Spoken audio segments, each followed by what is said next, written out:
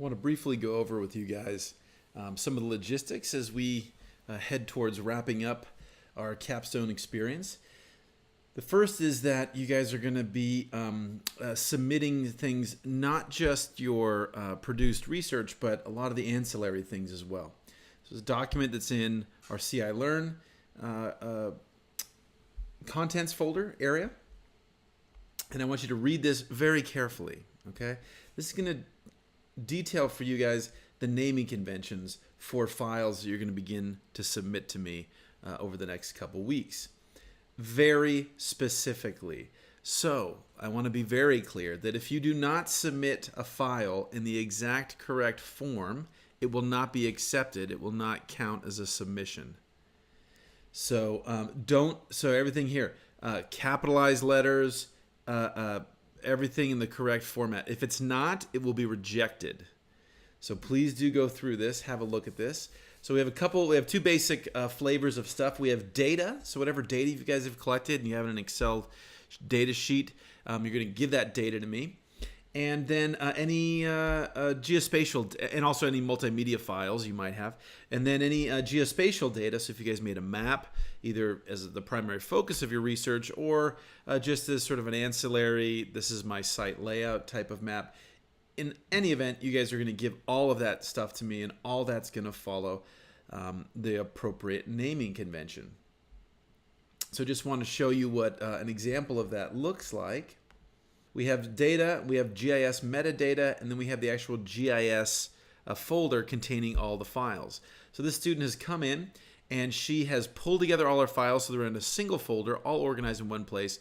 So when she archives that or pulls that out of our catalog, it's all in one place. It's not in 15 different separate folders, etc. The data has a cover sheet here, data description, that's going to tell me your name, all this and that, where you collected data. In this case, now this will vary. This data description will be consistent amongst all you guys. But then depending on what type of data you collected, it might be, we might have one sheet, might have multiple sheets. So these are all the data or data analyses that this particular student has done. Again, it's named ESRM 499 _ data _ last name, and then the semester. Okay, if we take a look at the GIS stuff, same thing. If we open up the metadata, there's a file here that just lists all of the files that are inside that other folder that I've been given. And then again, another data description file that's just metadata about what, data about the data. If we go and take a look at the actual the GIS files themselves, all this stuff is together. It's all organized. It's all labeled however she chose to label it in this folder. So I can go back. And also in here, in the GIS file itself, which I don't have open on my computer, before it was closed down, she went into the metadata section and added all of the appropriate fully annotated metadata fields. They're all filled out. Okay, so we know what the projection is. We know what the date the data was collected on, etc. I also have some stuff in here about how you guys will be giving me your bibliographic libraries, which you will be given to me as well. So, how to export or archive your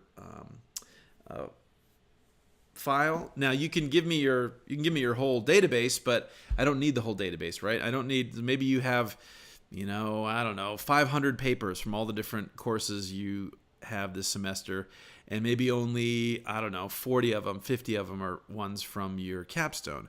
I only need the ones you specifically reference in your poster and or your thesis. That other stuff I don't need. You go ahead and don't feel like you have to give me your entire library. Just extract the relevant things and stick them in this file and give them to me properly named. Okay? I also have a little thing here about how, just in case you guys have forgotten, or intro to GIS was a while ago, how to embed metadata within your files as you're going through. And then later on, I have, as we're getting towards the end of this, I have a little guide in this a handout about what's the title page, what should be on the title page. I have an example title page here for the thesis. That'll be the very first page in your thesis. And then I want you to copy this exactly, just changing the title or the name as appropriate. But the rest of it, I want it to be exactly like this.